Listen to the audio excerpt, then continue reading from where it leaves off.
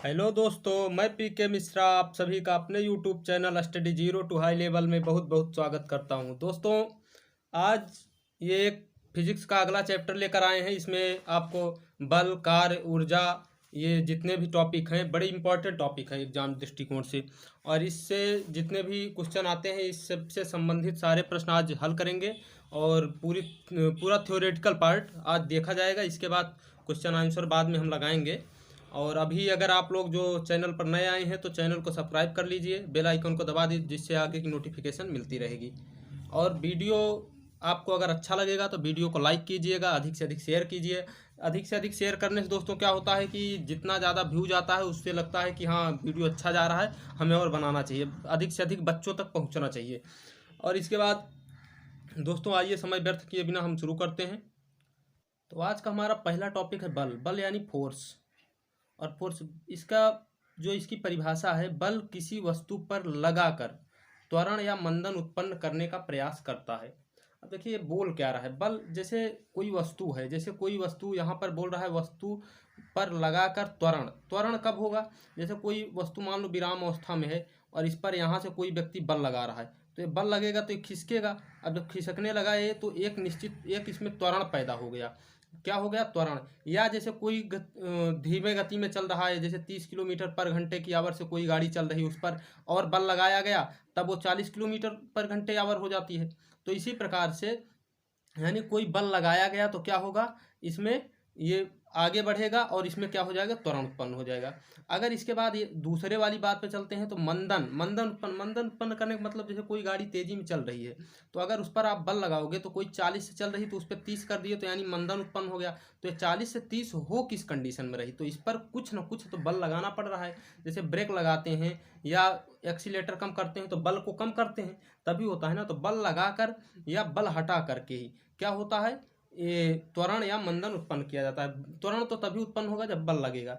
इसके बाद इसके और एक बात होती है दोस्तों, जैसे बल, ये कोई वस्तु है और इस पर आप बल लगाओगे तो अगर वहाँ पे त्वरण मंदन को छोड़ दो तब, जैसे मान लो बहुत सारी वस्तु है, बहुत बड़े बड़े पहाड़ हैं या पर्वत हैं या कोई दीवार है, उस पर आप बल लगाते हो तो उसमें तो कोई त्वरण नहीं उत्पन्न हो रहा है, तो इसमें लेकिन त्वरण उत्पन्न नहीं हो रहा है। तो बल लगाकर हम क्या कर रहे हैं, उस पिंड को प्रयास कर रहे हैं कि आगे पीछे खिसके या कुछ भी हो, उसकी आकृति या आकार बदलने का हम प्रयास करते हैं। और बल लगने से कभी कभी आकृति या आकार भी बदल लेता है। तो आकृति आकार कैसे? जैसे मान लो कोई हवा भरा हुआ गुब्बारा है, ऐसे एक गुब्बारा बनाया गया है और इसमें हवा भरा, तो इसको अगर आप दबाते हो तो इसका आकार भी बदल जाएगा और आकृति भी बदल जाएगी। तो इसी प्रकार से ये जितने भी हैं तो इसकी स्पष्ट जो व्याख्या होती है बल किसी वस्तु पर लगाकर त्वरण या मंदन उत्पन्न करने का प्रयास करता है। तो सीधे सीधे यानी बल किसी पर लगेगा तो उसमें या तो त्वरण होगा या तो मंदन होगा। दूसरी बात, कोई वस्तु है, अगर किसी वस्तु पर हम बल लगाते हैं तो बल लगाने पे उसकी आकृति और आकार भी बदल जाएगा, आकृति और आकार बदल जाएगा। या किसी वस्तु को जो है किया जाएगा, उसके स्थान परिवर्तन करने का प्रयास करेंगे, तो यही सब बल होता है। अगर इसके बाद दोस्तों हम बल की बात करते हैं तो बल का जो मात्रक होता है वो ईसाई मात्रक होता है न्यूटन। बल का ईसाई मात्रक होता है न्यूटन, लेकिन न्यूटन के अलावा डाइन भी होता है। डाइन जो होता है बल का मात्रक होता है सीजीएस होता है। और न्यूटन जो होता है ये एसआई होता है। और अगर एक न्यूटन की बात करें, एक न्यूटन बराबर होता है 10⁵ डाइन। एक न्यूटन बराबर क्या होता है? 10⁵ डाइन होता है। बल का एसआई मात्रक न्यूटन और सीजीएस मात्रक डाइन हो गया। और एक न्यूटन बराबर क्या हो जाता है? 10⁵ डाइन। यहीं पर अगर एक न्यूटन बराबर एक और होता है, अगर इसी को हम केजी मीटर पर सेकंड स्क्वायर में रखेंगे तो एक न्यूटन बराबर वह हो जाएगा 1 केजी मीटर पर सेकंड स्क्वायर हो जाएगा। तो ये बात आप लोग समझ गए होंगे। अब यहाँ पर एक बात आई है न्यूटन। क्या? न्यूटन शब्द, न्यूटन। अब न्यूटन को हम डिनोट किससे करते हैं? तो एन से डिनोट करते हैं, पहली बात। दूसरी बात क्या होती है, जैसे 1 केजी का कोई पिंड है, 1 केजी का कोई पिंड है और इस पिंड पर हम बल लगाते हैं, इस पिंड पर हम बल लगाते हैं तो क्या होता है, इस पिंड में 1 मीटर पर सेकंड स्क्वायर का त्वरण आ जाता है, 1 मीटर पर सेकंड स्क्वायर का त्वरण आ जाता है। तो ये इसको 1 केजी के पिंड को 1 मीटर पर सेकंड स्क्वायर का त्वरण लाने के लिए कितने बल की आवश्यकता होती है? तो 1 न्यूटन बल की आवश्यकता होती है। यही बात है, यानी 1 न्यूटन बल लगाओगे 1 केजी के वस्तु पर तो 1 मीटर पर सेकंड स्क्वायर का त्वरण उत्पन्न हो जाएगा। ये बात स्पष्ट हो गई।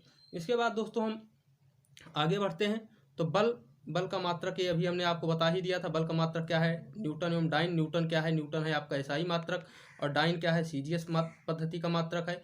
और 1 न्यूटन बराबर क्या होता है? 1 न्यूटन बराबर हो जाएगा 10⁵ डाइन।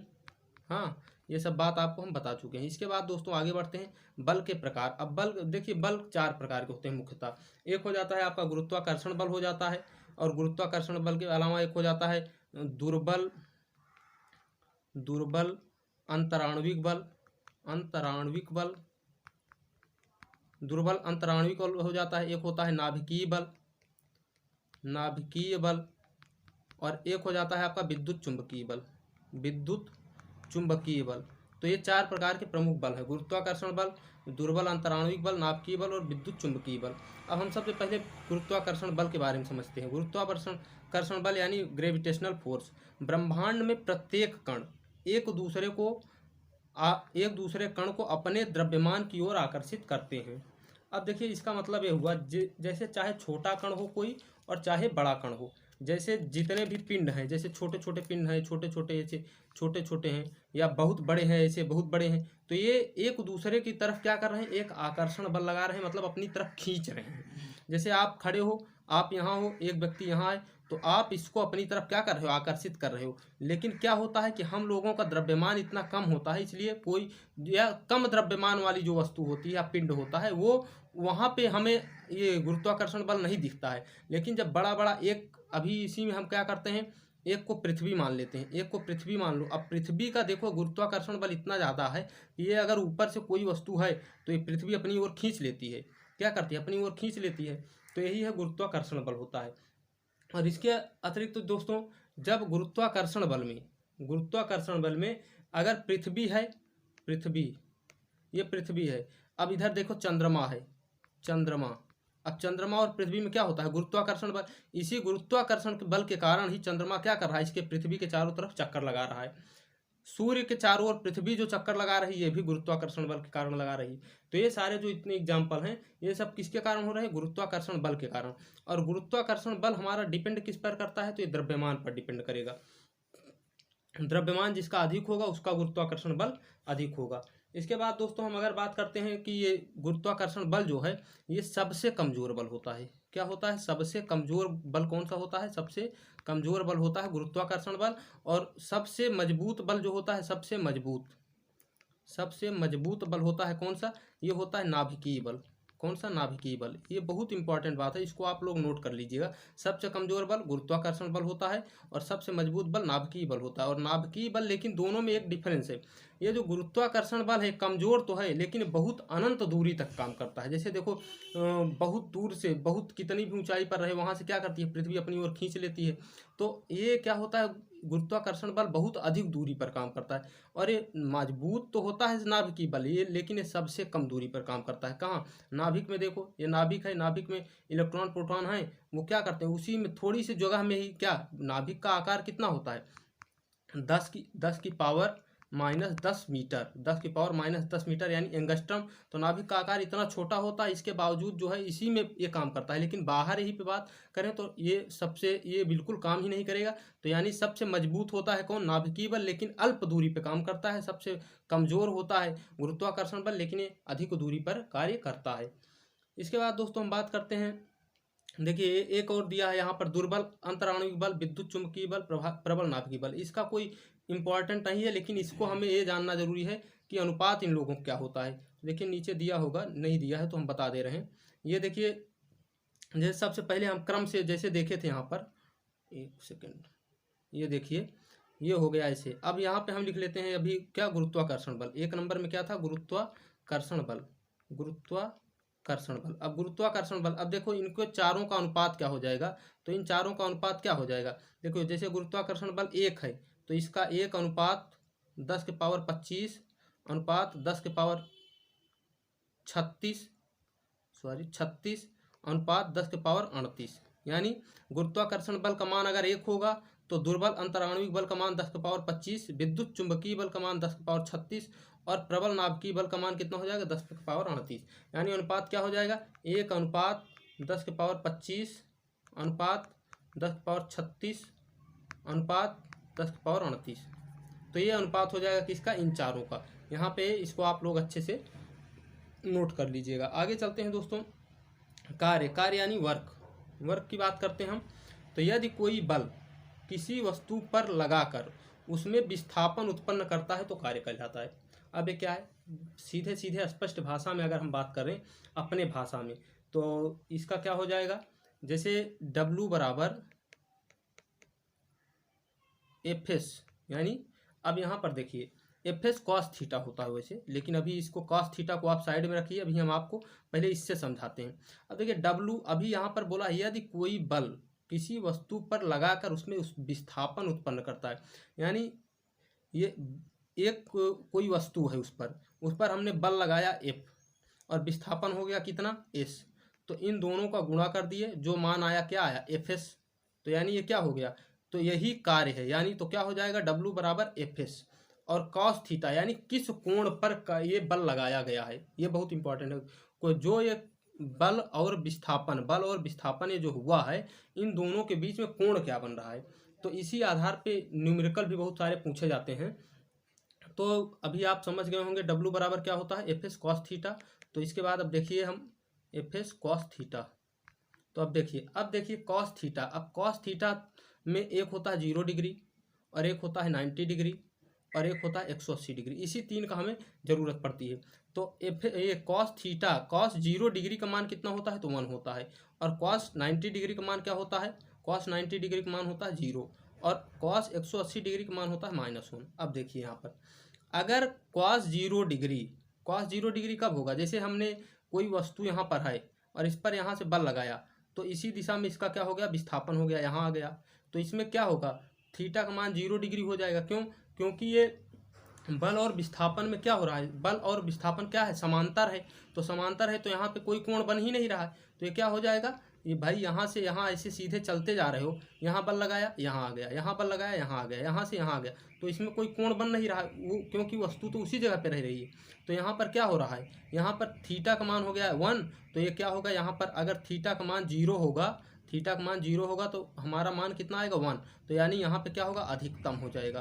क्या हो जाएगा, कार्य क्या होगा, अधिकतम। बहुत अच्छे से समझिएगा, कार्य अधिकतम कब होगा, जब थीटा का मान 0 डिग्री हो, या जब ये क्या बोलते हैं, बल और विस्थापन में क्या हो, एक दूसरे जो कार्य हो वो समांतर हो। जब कार्य समांतर होगा तो क्या होगा, ये थीटा का मान 0 डिग्री होगा और मान 0 डिग्री का मान होता है cos 0 का मान 1, तो इसलिए कार्य अधिकतम होगा। एक बात। दूसरी बात, अब 90 डिग्री जब क्या होता है, एक दूसरे का लंबवत होता है, एक दूसरे का लंबवत, जैसे ये है, यहाँ पे आप समझिए ये है, यहाँ पर क्या हो रहा है, विस्थापन हो रहा है और बल यहाँ से लग रहा है, तो ये क्या हो रहा है, एक दूसरे का लंबवत हो रहा है, तो इसमें क्या हो जाएगा, 90 डिग्री हो जाएगा। लंबवत हो रहा है तो क्या बन रहा है, 90 डिग्री, तो इसका मान 0 हो जाएगा। तो यहाँ पे कार्य क्या होगा, 0 होगा, कार्य भी क्या हो जाएगा, 0 हो जाएगा। और अगर जैसे मान लो कोई वस्तु है यहाँ पर है, अब यहाँ से बल तो हम इधर लगा रहे हैं, लेकिन ये विस्थापित होकर फिर भी यहाँ आ गई। तो अब क्या, देखो यहाँ से यहाँ के बीच में एक सीधी रेखा बनी, तो सीधी रेखा बनी तो किसका मान, कितने डिग्री कोण बना, 180 डिग्री कोण बना, और 180 डिग्री कोण बनेगा तो -1 होगा। 180 cos 180 -1, तो ये क्या हो जाएगा, यहाँ पर काम होगा न्यूनतम, यानी क्या होगा, ऋणात्मक भी बोल सकते हैं। यहाँ पे काम क्या हुआ, ऋणात्मक हुआ। ये बात आप लोग समझ गए होंगे। यानी थीटा का मान 0 डिग्री तो काम अधिकतम, थीटा का मान 90 डिग्री तो काम 0, और अगर थीटा का मान 180 डिग्री तो काम क्या होगा, ऋणात्मक होगा। ये तीनों बात। और ऋणात्मक काम कब होता है, जब बल व विस्थापन एक दूसरे के विपरीत होते हैं, यानी बल इधर लगा रहे हैं, विस्थापन दूसरे दिशा में हो रहा है तब। इसके बाद दोस्तों हम चलते हैं वैसे कार्य का और देख लेते हैं। कार्य का मात्रक क्या होता है, तो कार्य का मात्रक होता है जूल होता है। और कार्य की बीमा की अगर बात करें, कार्य की बीमा, तो बीमा क्या हो जाती है, ml²T-2, यानी ml²T-2 हो जाती है, बीमा हो जाती है, और मात्रक क्या हो जाता है, जूल हो जाता है कार्य का। इसके बाद दोस्तों चलते हैं शक्ति क्या है, कार्य करने की दर को शक्ति कहते हैं। बहुत स्पष्ट भाषा में इसको समझ ले, कार्य करने की दर को शक्ति कहते हैं, यानी कार्य क्या हुआ, कार्य हो गया। और हमने आपको पहले भी बताया था, जब शुरू में ही चाल, समय, दूरी, वेग पढ़ा रहे थे, तब भी बताया था, कार्य अगर बोल दे कि कार्य करने की दर, या जैसे समय में परिवर्तन की दर, तो ये सब क्या होता है, या उसमें समय कह रहे हैं, सॉरी, दूरी में परिवर्तन की दर, चाल में परिवर्तन की दर, समय में परिवर्तन की दर। तो दर का मतलब कार्य बटे समय, समय को जिसको बोल रहा है उसको हम समय से भागा दे देंगे, तो ये क्या आ जाएगा, शक्ति। अब शक्ति आ गया, शक्ति बराबर क्या हो जाता है, कार्य बटे समय। अब शक्ति को हम P से डिनोट करते हैं और कार्य को W से और समय को T से, तो हम लिख सकते हैं P बराबर W/T। तो अब देखिए कार्य जो है, कार्य को हम जब समय से भाग देंगे तो क्या हमें मिलेगा, शक्ति मिलेगी। और अगर शक्ति के मात्रक की बात करते हैं, शक्ति का मात्रक, शक्ति का मात्रक क्या हो जाता है, तो ये हो जाता है वाट हो जाता है। शक्ति का मात्रक क्या हो गया, वाट हो गया। अब वाट जो है, तो अगर देखिए यहाँ पर अभी हमने बताया था P बराबर W/T, P बराबर W/T, तो बराबर हमें मात्रक क्या मिला था, वाट। हमें इसका मात्रक क्या मिला है, वाट। तो वाट मिला है, तो यहाँ से एक चीज़ तो और हो सकता है। अब यहाँ पे कार्य है, कार्य का मात्रक क्या होता है, जूल होता है, और समय का मात्रक T का मात्रक क्या होता है, सेकंड होता है। तो यानी वाट बराबर हम जूल प्रति सेकंड भी लिख सकते हैं, वाट बराबर जूल प्रति सेकंड भी लिख सकते हैं। इसके अलावा शक्ति का मात्रक होता है किलोवाट भी होता है, और 1 किलोवाट बराबर क्या हो जाता है, 1 किलोवाट बराबर क्या हो जाता है, 1000 वाट होता है। 1 किलोवाट बराबर क्या हो जाता है दोस्तों, तो 1 वाट भी हो जाता है। और अगर बीमा की बात करें, इसकी शक्ति की बीमा की अब बात करते हैं, तो ये हो जाएगा mL² T-3। अब T-3 वैसे भी देखिए, अभी कार्य का हमने देखा था ना, mL² T-2 तो बटे सेकेंड है, तो यहाँ पे भी क्या हो जाएगा, T आएगा। तो ये जब T ऊपर जाएगा तो -1 होगा, तो वहीं जाके यहाँ पे क्या हो जाता है, -3 हो जाता है। इसके बाद दोस्तों हम बात करते हैं, एक होता है शक्ति का मात्रक अश्व शक्ति होता है। तो अश्व शक्ति का मान हमने आपको पहले भी वीडियो में शायद बताया होगा। FPS पद्धति, अगर ब्रिटिश पद्धति में बात करें तो ये हो जाता है 746 वाट। ब्रिटिश पद्धति यानी FPS पद्धति में 746, एक अश्व शक्ति बराबर 746 वाट। अगर, और इसके बाद अगर मीट्रिक पद्धति में यानी MKS पद्धति में बात करते हैं तो 735.5 वाट हो जाता है। तो यहाँ पर देखिए, अगर एग्जाम में अगर स्पष्ट पूछ लिया FPS पद्धति या MKS पद्धति, तब तो हम इस तरह से, अगर कुछ नहीं दे, सिर्फ पूछे कि एक अश्व शक्ति बराबर क्या होता है, तो हम 746 वाट ही लिखेंगे। 746 वाट हमारा उत्तर क्या हो जाएगा, 746 वाट हो जाएगा। आई होप आप लोगों को समझ में आ रहा होगा। अगर आपको ये वीडियो अच्छा लग रहा है तो वीडियो को आप लोग लाइक कीजिए, अधिक से अधिक शेयर कीजिए, और आप चैनल पर नए आए हैं तो चैनल को सब्सक्राइब कर लीजिए। यहाँ पर देखिए शक्ति का मात्रक दिया है, वाट और अश्व शक्ति हमने आपको बता ही दिया है अभी दोनों के बारे में। वाट को W से डिनोट करते हैं, अश्व शक्ति को HP बोलते हैं। हाँ, इसके बाद हम चलते हैं आगे दोस्तों। तो ऊर्जा यानी एनर्जी आ गई। हाँ, एनर्जी देखिए, अगर ऊर्जा नहीं रहेगी तो कोई काम नहीं होने वाला है। तो यहाँ पे बोल रहा है किसी वस्तु के कार्य करने की कुल क्षमता को ऊर्जा कहते हैं। अब देखिए शक्ति और ऊर्जा में ही डिफरेंस क्या है, हम उसको समझ लेते हैं। देखिए ऊर्जा जो होता है, जैसे कार्य करने की दर, यानी कार्य करने की दर और क्षमता दोनों में डिफरेंस। जैसे आप लोग पढ़ाई करते हैं, मान लो आप लोग पढ़ाई करते हैं, तो आप सोचते हैं कि हम 5 पेज जो है या 50 प्रश्न हर घंटे हम बनाएंगे। 50 इस घंटे तो 50 अगले घंटे, 50 अगले घंटे। ये क्या हुआ, अब हमारी दर है कि हर घंटे हम या हर मिनट 50 प्रश्न बना रहे हैं। ये हमारा क्या है, दर है, एक निश्चित हमने अपना बना लिया है। तो ये हमारा 50 प्रश्न का। लेकिन अगर अभी वास्तव में आपसे बोल दिया जाए कि आप वास्तव में आप कितना कर सकते हो, तो आपको बोल दे तो 100 प्रश्न भी बना लोगे 1 घंटे में। हाँ, क्या होता है, यहाँ पे अभी 50 बना रहे हो, एग्जाम में जाके 100 बनाते ही हैं। तो क्या होता है, यहाँ पे ये क्षमता हो गई कि यानी आप अधिक से अधिक कितना बना सकते हो, वो चीज़ वही है ऊर्जा मतलब आप अधिक से अधिक कितना कर सकते हो, आप अधिक से अधिक कितना काम कर सकते हो, वही होती है ऊर्जा। यानी आपकी कार्य करने की कुल क्षमता कितनी है, वही आपको दिखा दो, कुल क्षमता जितनी है उसी को ऊर्जा कहते हैं। आप लोग समझ गए होंगे। इसके बाद अगर दोस्तों हम ऊर्जा के मात्रक की बात करें, तो ऊर्जा के कई मात्रक हैं। ऊर्जा का वैसे SI मात्रक तो जूल हो जाता है। इसके अलावा कैलोरी भी ऊर्जा का मात्रक होता है, कैलोरी होता है। इलेक्ट्रॉन वोल्ट भी होता है, वाट घंटा भी होता है, वाट घंटा होता है, और किलोवाट घंटा होता है, या kWh लिख सकते हैं। हाँ, यानी मात्रक ऊर्जा क्या होता है, जूल, कैलोरी, इलेक्ट्रॉन वोल्ट, वाट घंटा, किलोवाट घंटा। अब इनमें संबंध पूछ लिया जाता है कभी कभी।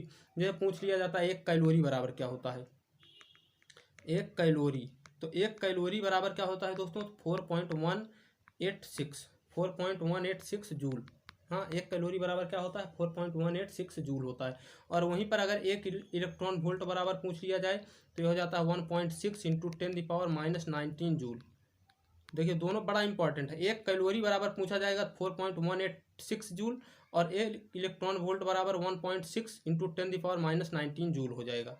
ये दोनों आप लिख लीजिएगा, और क्योंकि इससे संबंधित प्रश्न पूछा ही जाता रहता है। और अगर यहीं पर बात हो जाएगी किसकी, किलोवाट घंटा की, किलोवाट घंटा, तो 1 kWh बराबर, 1 kWh बराबर क्या होता है, 1000 वाट होता है। हाँ, तो इसके बाद दोस्तों हम आगे बढ़ते हैं, और इसमें अगर ऊर्जा का मात्रक, ये देखिए यहाँ पर दिया भी है, स्क्रीनशॉट ले लीजिएगा। ऊर्जा का मात्रक क्या हुआ, जूल हो गया, कैलोरी हो गया, इलेक्ट्रॉन वोल्ट हो गया, वाट घंटा हो गया, किलोवाट घंटा। हमने आपको बता भी दिया 1 कैलोरी बराबर क्या होता है। 1 कैलोरी बराबर ये हो जाएगा 4.186 जूल, और 1 इलेक्ट्रॉन वोल्ट, इलेक्ट्रॉन वोल्ट को हम ऐसे लिख सकते हैं, 1 इलेक्ट्रॉन वोल्ट बराबर क्या होता है, तो ये हो जाएगा 1.6 इंटू 10⁻⁻19 जूल। हाँ, इसके बाद दोस्तों हम आगे बढ़ते हैं। यांत्रिक ऊर्जा, ये भी बहुत टाइम है। यांत्रिक ऊर्जा, यांत्रिक ऊर्जा क्या है, यांत्रिक ऊर्जा जो होती है 2 प्रकार की होती है। अभी देखिए जो इस बार एलपी का एग्जाम हुआ था 2018 में, 2018 में जो एलपी का एग्जाम हुआ था उसमें बड़े सारे प्रश्न पूछे गए थे। ऐसे दे दिया था यांत्रिक ऊर्जा बराबर, यांत्रिक ऊर्जा बराबर, अब ऑप्शन में दे दिया है, बहुत सारा ऑप्शन दे दिया, 3 ऑप्शन दे दिया। उसके बाद एक ऑप्शन दे दिया था गतिज ऊर्जा, गतिज प्लस स्थितिज ऊर्जा, स्थितिज ऊर्जा। अब देखिए गतिज, यांत्रिक ऊर्जा बराबर दे देता था गतिज ऊर्जा प्लस स्थितिज ऊर्जा। अब लड़के को जब पढ़ा रहेगा तभी पता चलेगा, क्योंकि वहाँ पे जितने भी ऑप्शन रहेंगे सब ऊर्जा में दे दिया, उष्मा ऊर्जा, ये ऊर्जा, वो ऊर्जा, दुनिया भर का बात। तो जब पढ़े हो तो गतिज ऊर्जा को 2 भागों में बांटा गया है। एक है गतिज ऊर्जा, यांत्रिक ऊर्जा को 2 भागों में, गतिज ऊर्जा और प्लस स्थितिज ऊर्जा, बस यही है, गतिज ऊर्जा प्लस स्थितिज ऊर्जा, तो वही हो जाएगा ऑप्शन, वही आंसर हो जाएगा। अब देखिए गतिज ऊर्जा हम पढ़ते हैं अगर, तो किसी वस्तु में गति के कारण जो ऊर्जा उत्पन्न होती है, ये जैसे कोई वस्तु है, अगर उसमें कोई ऊर्जा गति के कारण उत्पन्न हो रही है तो वो क्या होती है, गतिज ऊर्जा होती है। जैसे हम आपको बताएं, जैसे गति ऊर्जा कैसे हो जाएगी, जैसे कोई बाण, धनुष से छोड़ा हुआ तीर या बंदूक से छोड़ी हुई गोली, ये सब क्या है, गतिज ऊर्जा में है, गति में है तो गतिज ऊर्जा हो गया। और इसके बाद अगर गतिज ऊर्जा की बात करें तो गतिज ऊर्जा को हम के बराबर क्या लिख सकते हैं, 1/2 mv², इसका सूत्र होता है। इससे न्यूमेरिकल पूछे जाते हैं जो आपको हम करवाएंगे भी, और अभी भी एक आध प्रश्न कोशिश करेंगे आप करवा दें, अगर यहाँ पर दिया गया होगा प्रश्न तो करवाएंगे, और दिए तो फिर टाइप करने के लिए देखिए क्या होता है। तो इसके बाद दोस्तों हम बात करते हैं, और गतिज ऊर्जा जो होती है, अब देखिए 1/2, अभी हमने आपको क्या बताया, के बराबर 1/2 mv²। हाँ, तो इसमें क्या है कि अगर गतिज ऊर्जा क्या होगी, हमेशा धनात्मक ही होगी, क्या होगी, हमेशा पॉजिटिव होगी। और गतिज ऊर्जा कभी भी होगी, गतिज ऊर्जा क्या होगी, हमेशा पॉजिटिव होगी। और इसके अतिरिक्त जो है गतिज ऊर्जा को जो रोकने, जैसे गतिज ऊर्जा, जैसे कोई गाड़ी चल रही है, अभी गाड़ी क्या है, गतिज में है, गतिज ऊर्जा में है, तो इसको अगर रोकने के लिए जो हम कार्य करेंगे वो क्या होगा, वो भी आपका गतिज ऊर्जा के बराबर होगा। यानी रोकने के लिए जो कार्य किया जाता है वो गतिज ऊर्जा के हमेशा बराबर होता है। अब इससे संबंधित कोई प्रश्न है, देखिए एक प्रश्न दिया नहीं है, हम अपने आप बता दे रहे हैं आपको। जैसे कोई गतिशील वस्तु है, कोई गतिशील वाहन है, और उसका द्रव्यमान है 100 kg, मान लो उसका द्रव्यमान कितना हो गया, 100 kg हमने मान लिया। जैसे कोई गतिशील वाहन है, मतलब स्पीड में है, और वो 100 kg द्रव्यमान की वस्तु है, यानी जो भी वाहन है 100 kg द्रव्यमान का है, और उसका वेग जो है, वेग क्या है आपका 20 मीटर पर सेकंड है, वेग क्या है 20 मीटर पर सेकंड है। अब इसको रोकने के लिए, अब जब वो गतिशील है तो उसको रोकने के लिए काम करना पड़ेगा, तो रोकने के लिए जो बल लगाया गया वो लगाएगा 20 न्यूटन, एफ बराबर क्या हो जाएगा आपका 20 न्यूटन हो जाएगा। अब वो पूछ रहा है कि यह दूरी, यह कितनी दूरी पर जाकर रुकेगा। अब यहाँ पे हमसे पूछ क्या रहा है, विस्थापन पूछ रहा है, एस बराबर वाट। देखिए द्रव्यमान कितना है 100 kg, उसका वेग है 20 मीटर पर सेकंड, और रोकने के लिए जो बल लगाया गया वो क्या हो जाएगा 20 न्यूटन हो जाएगा। अब देखिए बड़ा, यहाँ पर अगर आपको एक सूत्र आप पढ़े होंगे, W बराबर, अभी हमने आपको क्या बताया था, के बराबर 1/2 mv², तो अभी ये हो गया। और इसके साथ साथ आप पहले अभी इसके थोड़ा पहले बताए थे W बराबर एफ एस। डब्ल्यू बराबर क्या होता है, एफ एस होता है। तो जब ये के ई और W क्या होता है बराबर, अभी हमने आपको पीछे बताया था कि अगर किसी गतिशील वस्तु को रोकने के लिए जो कार्य किया जाता है वो कार्य क्या होता है, गतिज ऊर्जा के बराबर होता है। तो यानी W बराबर के ई लिख सकते हैं, तो हम लिख सकते हैं ना 1/2 mv² बराबर एफ एस। अब यहाँ से हमारा देखो बन जाएगा। अब देखिए यहाँ पर 1/2 हमें निकालना है, द्रव्यमान दिया है 100, तो गुणे 100 हो गया। और बेग कितना दिया है, तो बेग दिया है 20, 20 गुणे 20 400 हो गया। हाँ, और बराबर क्या हो जाएगा, बराबर हो जाएगा एफ एस। तो एस हमें निकालना ही है, और एफ कितना है दिया है 20, तो 20 क्या हो जाएगा, 20 से अगर बराबर में 20 एफ लिखेंगे 20 एस, तो 20 से काटेंगे तो इधर क्या हो जाएगा, 20 पंचे 100, 5 आया, इस 2 से काटेंगे 200 हो जाएगा, तो 2 पंचे 10, यानी एस बराबर क्या हो जाएगा आपका 1000 न्यूटन हो जाएगा, 1000 मीटर हो जाएगा, 1000 मीटर हो जाएगा। ठीक है, आइए आगे चलते हैं। अगर नहीं भी समझ में आया तो इसमें चूंकि स्पेस नहीं रहता है उसी हिसाब से आपको हम बता नहीं पाए। अभी आपको हम न्यूमेरिकल सारे न्यूमेरिकल करवाएंगे, एक बार थ्योरी पूरी कंप्लीट हो जाए तो उसके बाद न्यूमेरिकल करवाएंगे। अब है दूसरी स्थितिज ऊर्जा यानी पोटेंशियल एनर्जी। जब किसी वस्तु में विशेष अवस्था या स्थिति के कारण अब विशेष कार्य करने की क्षमता आ जाती है तो उसे स्थितिज ऊर्जा कहते हैं। जैसे देखिए, जैसे मान लो आप एक बाल्टी ऐसे बना लिए, एक बाल्टी हो गई, अब इसमें पानी भर दिए हैं, अब इसमें क्या भर दिए हैं, पानी भर दिए हैं जगह, पूरा पानी से भरी हुई बाल्टी। अब इसमें क्या है, इसमें पानी तो भरा है लेकिन पानी क्या, पानी नीचे में दाब बना रही है, तो चारों तरफ जो दाब बना रही है क्या है, पानी, ये जो पानी है इसका कार्य करने की क्षमता है। अगर यहाँ से भी एक होल हो जाए तो पूरा पानी निकल जाएगा, तो इसके अंदर जो कार्य करने की क्षमता आ गई है, यानी अपने आप इसको क्या, यहाँ पे अभी एक होल हो जाए केवल तो अपने आप निकल जाएगा पानी।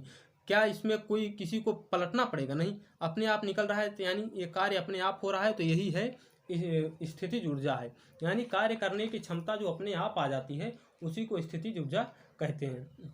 जैसे इसका बहुत सारा एग्जाम्पल हो जाता है। एग्जाम्पल हो गया इसका, जैसे बांध बनाकर, अभी जैसे बाल्टी का एग्जाम्पल लिए वही है, बांध बनाकर पानी को जो इकट्ठा करते हैं, बनाकर पानी इकट्ठा किया जाना। हाँ, तो बांध बनाकर जब पानी इकट्ठा करते हैं बाद में नहरों में छोड़ा जाता है, तो क्या वहाँ पे मोटर लगा के थोड़ी छोड़ते हैं, वहाँ से तो केवल एक ऐसे बना है टैंक जैसा, वहाँ से पानी निकल रहा है, उसको खोल दिए निकलने लगा पानी, एक प्रकार से होल कर दिए तो उसमें से पानी निकलने लगा। या जैसे घड़ी की चाबी जो होती है, अब घड़ी की जो चाबी होती है उसको घुमा के जब उसमें भर देते हैं तो घड़ी क्या रहती है, चलती रहती है। तो जब उसमें चाबी भर दिया तो उसमें उसके बाद तो कुछ नहीं करना पड़ता है, तो वो अपने आप चल रही है। तो ये सारे बहुत सारे एग्जाम्पल हो गए। इसके बाद दोस्तों हम बात करते हैं, अगर हाँ इसके अगर स्थितिज ऊर्जा को हम पी से डिनोट करते हैं, और इसको हम पी बराबर हो जाता है mgh, पी बराबर क्या हो जाता है mgh। अब यहाँ पर m क्या है, तो m है हमारा द्रव्यमान यानी मास, हाँ द्रव्यमान यानी, और g तो आपको पता होगा गुरुत्वीय त्वरण, और h बराबर क्या हो जाता है,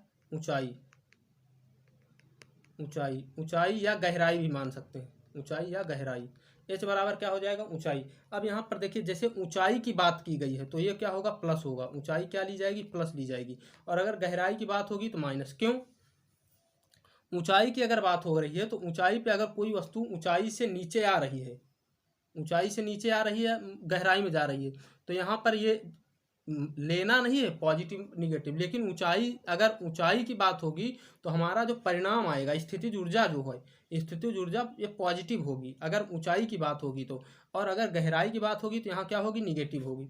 क्यों, क्योंकि ये यहाँ पर जी का मान, ये डिपेंड किस पर कर रहा है, आपका जी के मान पर। ये जो स्थितिज ऊर्जा आपका जी के मान पर डिपेंड कर रहा है, तो जी का मान अगर ऊपर से कोई वस्तु आ रही है नीचे, तो इसमें क्या होगा, इसमें हो जाएगा आपका पॉजिटिव रहेगा क्या, गुरुत्वीय त्वरण। क्यों, क्योंकि गुरुत्वीय त्वरण के दिशा में ही आपकी वस्तु आ रही है। और अगर यही वस्तु यहाँ से ऊपर फेंकी जाएगी तो क्या हो गई, एक प्रकार से गहराई जैसे नीचे से, तो ये क्या हो गया, ये ऊंचाई जो जाएगी ये क्या हो रहा है, गुरुत्वीय त्वरण के विपरीत काम कर रहा है, तो यहाँ पे माइनस हो जाएगा। तो वही अगर ऊंचाई की बात रहेगी तो स्थितिज ऊर्जा धनात्मक, और गहराई की बात रहेगी तो स्थितिज ऊर्जा ऋणात्मक। तो इससे हमें पता क्या चला कि स्थितिज ऊर्जा जो है या पॉजिटिव प्लस निगेटिव दोनों हो सकती है, स्थितिज ऊर्जा पॉजिटिव और निगेटिव दोनों।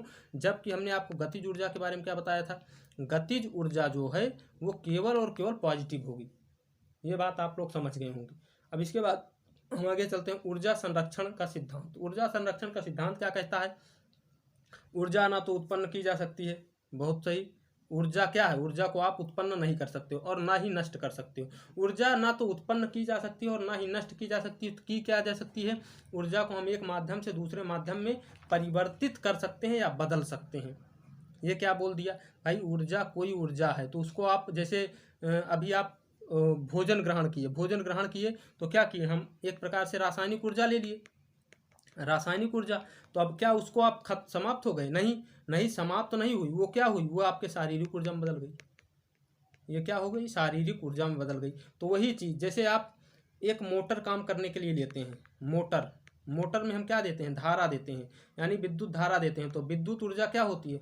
विद्युत ऊर्जा आपकी यांत्रिक ऊर्जा में बदल जाती है। किसमें? यांत्रिक ऊर्जा में, यांत्रिक ऊर्जा में। या डायनेमो ले लिए। अब डायनेमो हम जब लिए तो डायनेमो क्या करता है? डायनेमो क्या करता है? ये जो है यांत्रिक ऊर्जा से विद्युत ऊर्जा बना देता है। यानी तो क्या हो रहा है यहाँ पर? यांत्रिक ऊर्जा जो है किसमें परिवर्तित हो रही है? विद्युत ऊर्जा। तो वही है कहने का मतलब कि एक रूप से दूसरे रूप में क्या हो जाती है? स्थानांतरित हो जाती है। इसके बाद दोस्तों आगे हम देखते हैं। ये देखिए बहुत सारा दे रखा है ऊर्जा रूपांतरण। ये इसको आप लोग स्क्रीनशॉट ले लीजिएगा और अच्छे से आप लोग देख लीजिएगा, क्योंकि ये पूछा जाता है। जैसे लाउड स्पीकर जो होता है विद्युत ऊर्जा को ध्वनि ऊर्जा में बदल देता है। यहाँ पे विद्युत दी जाती है, ध्वनि निकलती है। ध्वनि ऊर्जा, माइक्रोफोन जो होता है ध्वनि ऊर्जा को ही विद्युत ऊर्जा में बदल देता है। प्रकाश संश्लेषण में क्या होता है? ये प्रकाश ऊर्जा को, यहाँ पे आगे लिखा नहीं गया है, हम आपको बता दे रहे हैं। प्रकाश ऊर्जा जो होती है, प्रकाश ऊर्जा को रासायनिक ऊर्जा में बदल दिया जाता है। किसमें? रासायनिक। प्रकाश ऊर्जा को रासायनिक ऊर्जा में बदल दिया जाता है। कैसे? ये प्रकाश संश्लेषण जो होता है, प्रकाश लेता है और हमें देता क्या है? फल देता है। तो फल क्या है? रासायनिक ऊर्जा में आपका आ जाएगा। और पाचन में क्या होता है? रासायनिक ऊर्जा को शारीरिक ऊर्जा में। जैसे कोई चीज़ आप ग्रहण किए, यही पे जैसे रासायनिक ऊर्जा जो फल वगैरह लिए आप, इसको ग्रहण किए तो शारीरिक ऊर्जा में बदल जाएगा। सोलर सेल जो है प्रकाशीय ऊर्जा को विद्युत ऊर्जा में बदल देता है। जैसे देखिए सौर ऊर्जा से क्या बनाते हैं? विद्युत ऊर्जा। तो ये होगा प्राथमिक सेल। देखिए प्राथमिक सेल, द्वितीयक सेल दोनों अलग अलग होता है। अब प्राथमिक सेल जो होता है, क्योंकि प्राथमिक सेल एक बार आप यूज एंड थ्रो होता है, यूज किया आप उसके बाद फेंक दिए, तो रासायनिक ऊर्जा को विद्युत ऊर्जा में बदलता है, दोबारा उसका कोई प्रयोग नहीं होता। लेकिन जो द्वितीयक सेल होता है चार्ज हो जाता है, जैसे बैटरी हो गई, तो ये क्या होता है? सबसे पहले विद्युत ऊर्जा से चार्ज की गई, तो विद्युत ऊर्जा क्या की? रासायनिक ऊर्जा में बदली, और बाद में फिर रासायनिक ऊर्जा को विद्युत ऊर्जा में बदल दिया। इसके बाद दोस्तों ट्यूबलाइट दिया है, ट्यूबलाइट। और ट्यूबलाइट जो है ये रासायनिक ऊर्जा क्या करती है?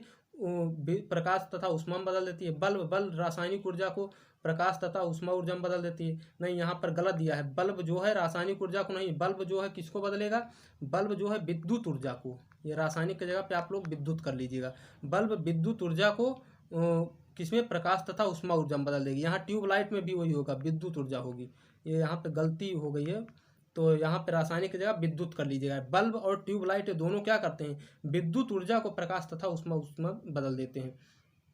इसके बाद मोमबत्ती दिया गया है। मोमबत्ती रासायनिक ऊर्जा को प्रकाश तथा ऊष्मा ऊर्जा में बदलता है।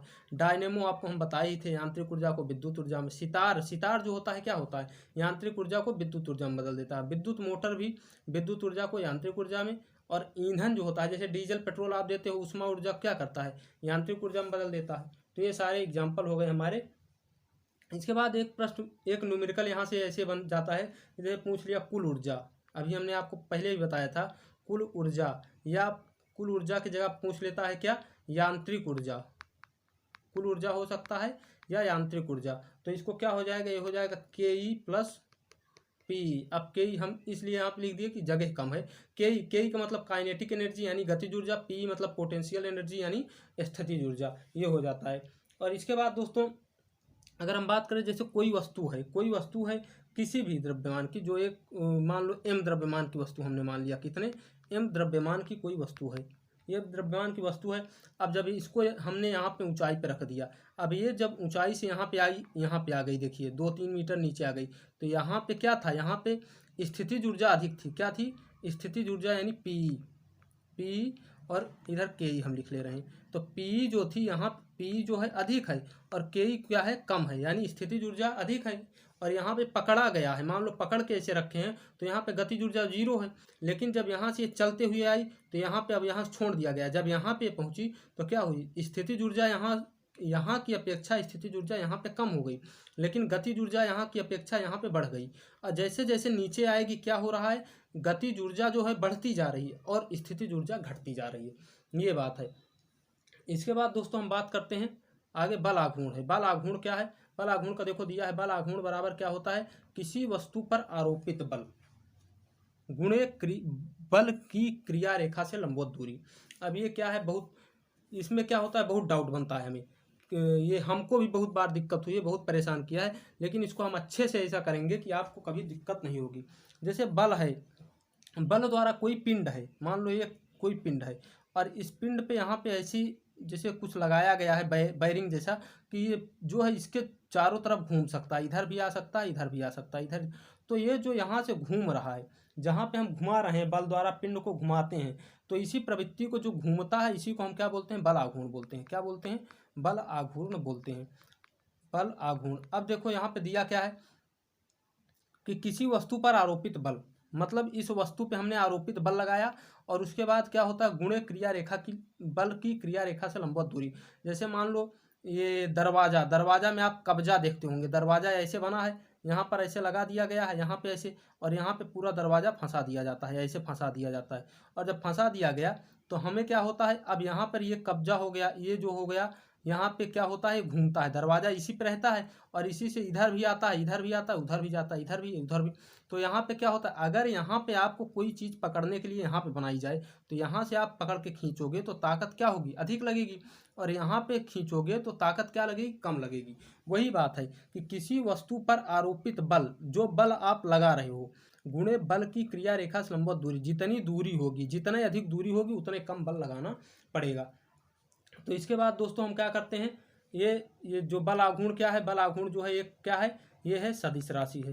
पहली बात, बल आघूर्ण क्या होती है, सदिश राशि। और बल आघूर्ण का मात्रक की अगर बात करते हैं तो बल आघूर्ण का मात्रक होता है न्यूटन मीटर, न्यूटन मीटर, और बीमा हो जाएगी M L square T square, two M L square T square हो जाती है। हाँ, अब इसके बल आघूर्ण के अगर हम एग्जाम्पल की बात करते हैं तो बल आघूर्ण के बड़े बहुत सारे एग्जाम्पल है। जैसे हैंड पंप का हत्था है, हैंड पंप का हत्था, हैंड पंप का हत्था, हैंड पंप का हत्था जो होता है उसको हम लंबा बनाते हैं। काहे लिए बनाते हैं भैया, हैंड पंप, जैसे यहाँ पे हैंड पंप हो गया, ये हो गया हैंड पंप हो गया, यहाँ पे हमने लगा दिया, ये पानी दे रहा है, यहाँ से पानी निकल रहा है। अब यहाँ पर जो है ऐसे लगा दिया जाता है, हत्था लगा दिया गया इसका, अब इसका हत्था लगा दिया गया।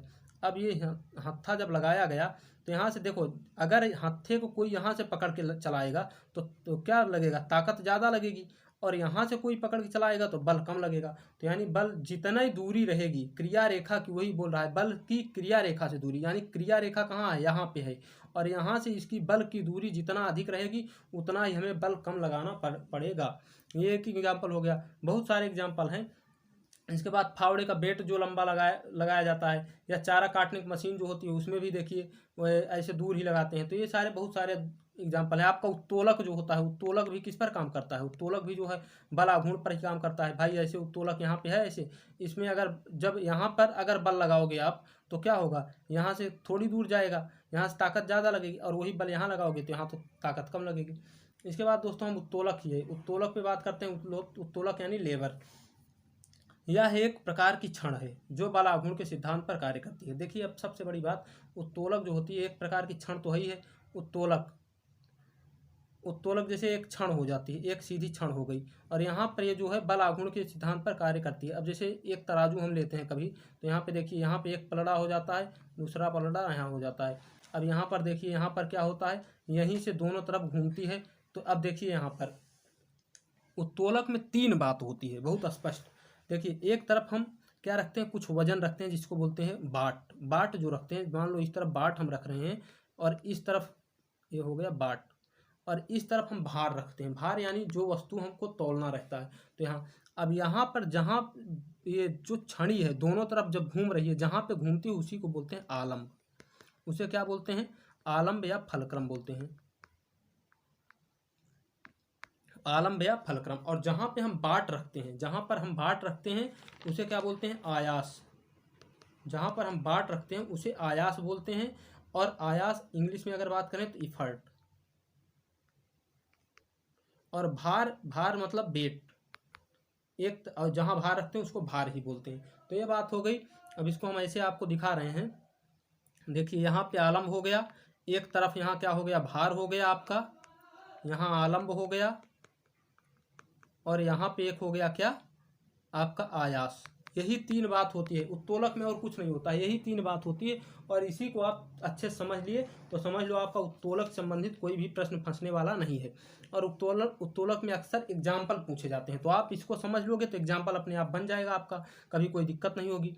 अब आलम्ब का मतलब है कि ये आलम्ब एक ऐसी बिंदु है जिसके चारों ओर जो होता है वो छड़ी क्या होती है, घूम सकती है। मतलब वह बिंदु जिसके चारों ओर उत्तोलक, ये क्या हुआ, उत्तोलक है, तो जिसके चारों ओर उत्तोलक घूम सकता है वही क्या होता है, आलम्ब होता है। वो क्या होता है, आलम्ब होता है। और इसके बाद अगर आयास की बात करें तो आयास क्या है, जहां पर हम इनपुट देते हैं। हम कहाँ क्या करते हैं, आयास में क्या करते हैं, इनपुट देते हैं। इनपुट देने का मतलब हम यहाँ पर क्या रख रहे हैं, जैसे यहाँ पे अभी तराजू बनाए थे तो क्या रखे थे, बाट रखे थे, तो बाट रख रहे हैं तो इनपुट दे रहे हैं। या ये चिमटा है तो जहाँ पे हम पकड़ते हैं वही होता है आयास, तो क्या दे रहे हैं, इनपुट दे रहे हैं। तो और यहाँ से हमें आउटपुट मिल रहा है, यहाँ से क्या मिल रहा है, आउटपुट मिल रहा है। जहाँ पे भार हम रखते हैं वहाँ से हमें आउटपुट मिलता है। तो यही तीनों बात है। अब इसके बाद हम दोस्तों उत्तोलक, अच्छा उत्तोलक का होता है एक सूत्र होता है, उत्तोलक का यांत्रिक लाभ कभी कभी पूछा जाता है, शायद आगे दिया भी गया हो। उत्तोलक यहाँ पहले समझ लीजिए, आलम्ब दिया है। उत्तोलक के तीन घटक जो हैं, आलम्ब यानी फलक्रम, आयास यानी एफर्ट, भार यानी लोड। भार यानी लोड, वो आलम्ब जो होता है, आलम्ब के बारे में समझ ही लिए आप, जहाँ पे जिसके चारों ओर, वह बिंदु जिसके चारों ओर क्या होता है, उत्तोलक घूमता है, चारों तरफ जहाँ घूमता है वही होता है आपका आलम्ब। आयास, आयास जहाँ पे हम क्या देते हैं, इनपुट देते हैं। इनपुट, आयास का मतलब होता है जैसे मान लो ये तराजू हुई, तराजू जहाँ पे हम बाट रखते हैं तराजू में। या चिमटा, चिमटा जो होता है जहाँ पर हम क्या करते हैं, पकड़ते हैं चिमटे को, जहाँ पकड़ते हैं वही क्या होता है, हमारा आयास होता है। भार, भार क्या होता है, जहाँ पे हम कोई चीज़ तराजू में तौलते हैं, भार यानी लोड, यहाँ से आउटपुट निकलता है। यानी आप इनपुट दे रहे हो, जैसे जब बाट दे रहे हो तो किसके लिए, किसी को तौलने के लिए, तो यहाँ से आउटपुट निकल रहा है, आउटपुट निकल रहा है, तो ये क्या हो गया आपका, भार हो गया। या चिमटा में आप पकड़े हो कहीं पे, और उसके बाद जैसे रोटी वगैरह जो पकड़ते हो तो वो हो गया आपका आउटपुट। इसके बाद दोस्तों हम बात करते हैं उत्तोलक के प्रकार। उत्तोलक का प्रकार, उत्तोलक जो होता है तीन प्रकार का होता है। एक होता है प्रथम श्रेणी का उत्तोलक। अब प्रथम श्रेणी का उत्तोलक केवल उत्तोलक में ही पूछा जाता है, आयास, भार, आलम्ब, ये तीन चीज होता है। तो ये तीनों श्रेणी में ही तीन चीज रहेगा, सिर्फ डिफरेंस क्या रहेगा कि आयास किस में बीच में रहेगा, आलम्ब किस में बीच में रहेगा, भार किस में बीच में रहेगा। तो अब देखिए प्रथम श्रेणी के उत्तोलक में आलम्ब जो है बीच में रहेगा। अब जहां जहां आलम्ब बीच में रहेगा वो सारे क्या होंगे, वो प्रथम श्रेणी के उत्तोलक हो गए। जैसे कैंची हो गई। अब कैंची हमारी कैसे होती है, ऐसे होती है, ये हो गई कैंची, ये हो गई कैंची। अब देखिए कैंची में क्या होता है, कैंची प्रथम श्रेणी को उत्तोलक कैसे हुई, यहाँ पे हमने पकड़ा, यानी पकड़ा तो क्या हो गया, आयास हो गया, ये क्या हो जाता है, आयास। यहाँ पे हमारी यहीं पे चारों तरफ घूम रही है तो ये क्या हो गया, आलम्ब। और यहाँ पे कपड़े वगैरह काटते हैं तो ये क्या हो गया, ये हो गया हमारा भार।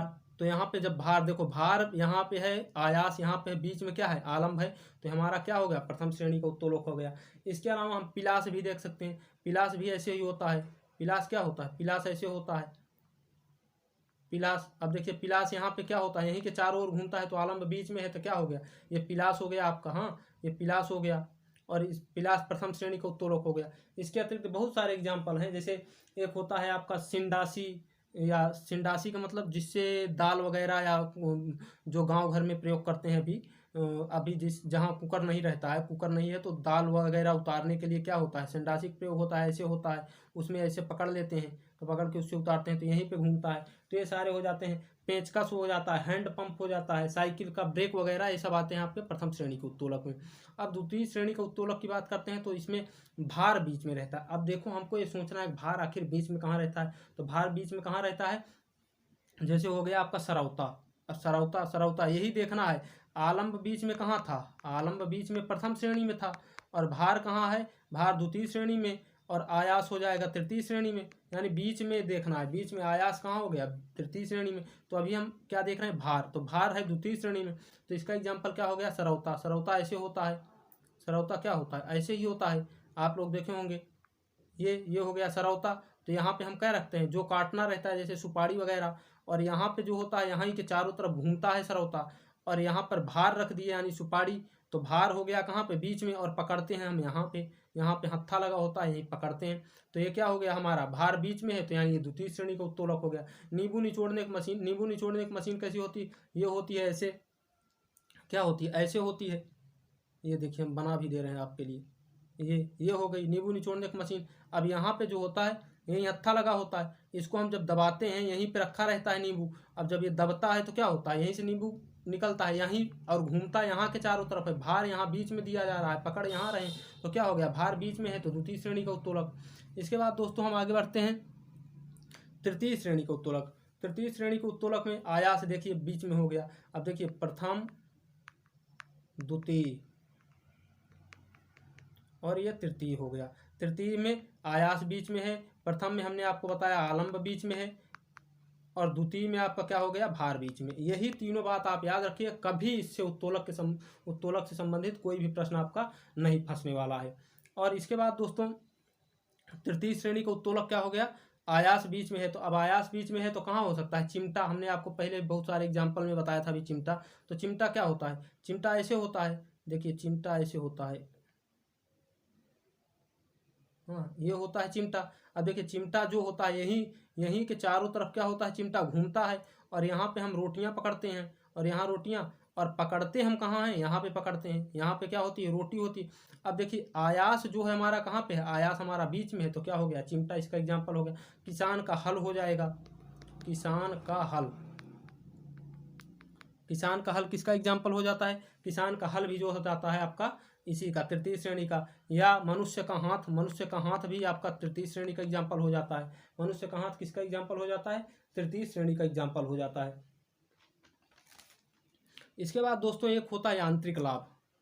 क्या होता है, देखिए आगे दिया गया है, हाँ दिया तो है, उत्तोलक का यांत्रिक लाभ। उत्तोलक का यांत्रिक लाभ होता है किसी उत्तोलक द्वारा उठाए गए भार तथा आयास के अनुपात को उत्तोलक का यांत्रिक लाभ कहते हैं। देखिए बहुत स्पष्ट भाषा में ये बोल रहा है, किसी उत्तोलक द्वारा उठाए गए भार, यानी ये हो गया भार, हाँ, और तथा आयास के अनुपात को, आयास का अनुपात, अनुपात का मतलब हम लिख दिए आयास यहाँ पे।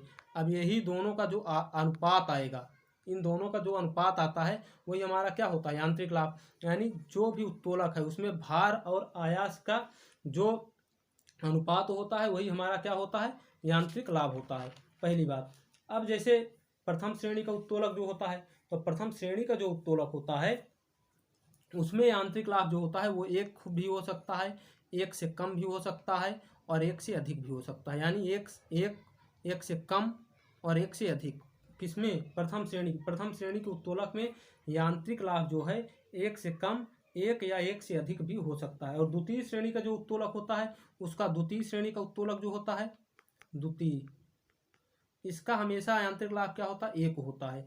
और तृतीय श्रेणी के उत्तोलक का यांत्रिक लाभ सदैव एक से कम होता है। तृतीय श्रेणी का जो उत्तोलक होता है तृतीय, इसका एक से कम होता है, एक से कम, यानी एक या एक से कम या एक से अधिक तीनों किसमें होता है, प्रथम श्रेणी में। द्वितीय श्रेणी में केवल एक होता है, तृतीय श्रेणी में क्या होगा, एक से कम होगा। यानी अब यहाँ पे क्या मतलब है, जैसे देखिए प्रथम श्रेणी का जो उत्तोलक है उसमें भार आयास से अधिक भी हो सकता है, भार आयास के बराबर भी हो सकता है, भार आयास से कम भी हो सकता है।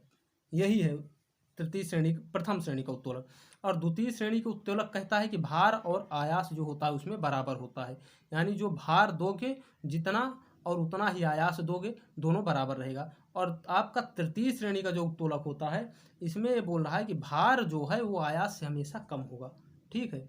इसके बाद दोस्तों ये आप आज जितना भी था इससे संबंधित जितने भी प्रश्न थे आते हैं आपके उत्तोलक से, बल से, कार्य, ऊर्जा, सबसे, इसको हमने आपको करवा दिया गया है। अगर आपको ये वीडियो अच्छा लगा है तो वीडियो को आप लोग लाइक कीजिएगा। लाइक करने से हमारा कोई फायदा होने वाला नहीं है, लाइक करते हैं तो आपके पास क्या होता है, वीडियो सेव हो जाती है, और सेव हो जाएगी तो आपको दोबारा सर्च मारने की ज़रूरत नहीं पड़ेगी।